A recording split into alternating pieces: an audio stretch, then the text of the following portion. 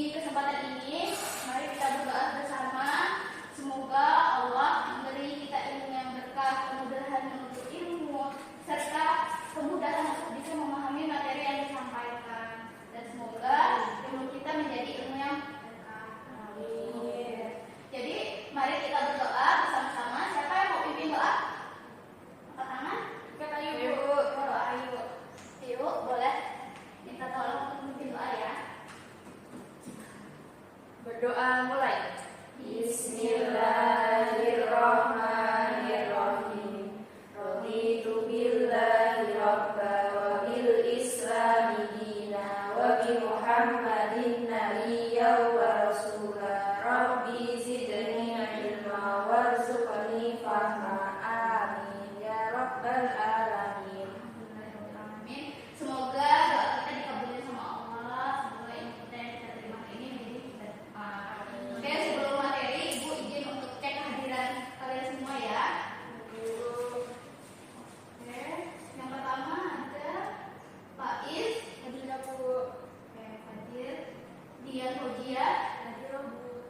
Dian mau lemas, sakit. Oh, berarti dia beneran nggak puasa ya? Ya, Jut Sri Rahayu, Hadir Bu. kamu kenapa lemas juga? Soalnya sarapannya kepagian Bu. Berarti nggak sahur dong? Sahur Bu, kan kepagian sarapannya. Oh iya. Semangat ya. Iya Bu. Dalia. Hadir Bu. Oke, hadir semua ya. Iya Bu. Alhamdulillah. Sebelum kita masuk materi, Ibu mau tanya, kemarin kita bahas materi apa yo? Lupa Bu. Lupa? Rukun Islam. Wah, betul sekali. Ayo ingat banget materinya. Benar banget. Materi yang kemarin adalah tentang rukun Islam. Rukun Islam ada berapa? 5. Nah, yang pertama Syahadat. syahadat, kedua Sholat. sholat, yang ketiga Puasa. yang keempat Zakat. zakat, yang kelima Haji bila mampu. iya betul. Jadi kelima itu adalah rukun Islam yang dimiliki oleh orang-orang umat Islam. Jadi perlu pemahaman itu terlebih dahulu. Jadi sebelum kita masuk Islam pasti mengucapkan syahadat, terus melakukan kewajibannya seperti sholat, puasa, zakat, terus haji bagi yang mampu. Nah, pada kesempatan kali ini Ibu punya cerita sedikit nih untuk kalian semua. Jadi ini berkaitan dengan tentang sholat. Jadi sholat itu merupakan ibadah yang pertama kali dihisab sama Allah di akhirat. Nah, jadi sholat ini menjadi aspek yang terpenting di dalam hidup kita dan ibadah yang penting dalam hidup kita.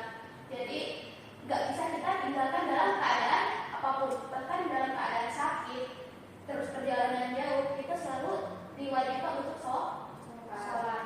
Nah, jadi Ibu punya cerita. Dulu itu Ibu adalah mahasiswa rantau yang berkuliah di Semarang, Kalimantan.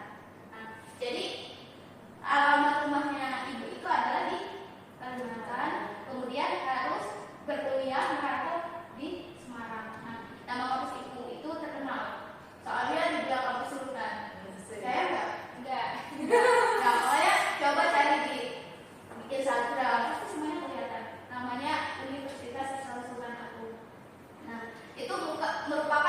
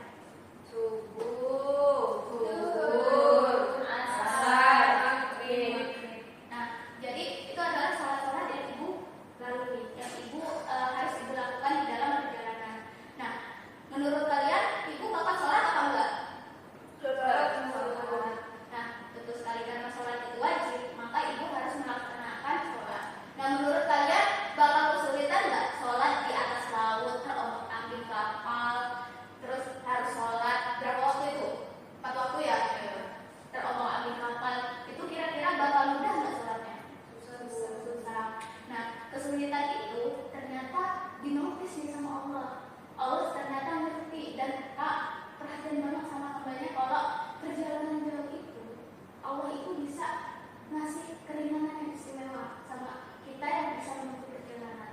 Nah, perjalanan itu Allah ngasih keringanan dengan bisa melaksanakan sholat itu disingkat dan digabungkan. Misalnya sholat zuhur itu jadi 2 rakaat, bisa digabungkan lagi menjadi sama sholat asar.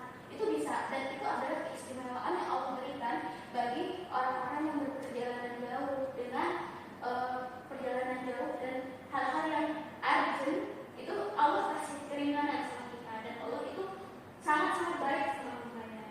Nah, jadi ibu pengen tanya nih, ada kalau keringanan kayak gitu tuh dinamai istilah apa sih dalam Islam? Ada yang tahu nggak? Rukhsah.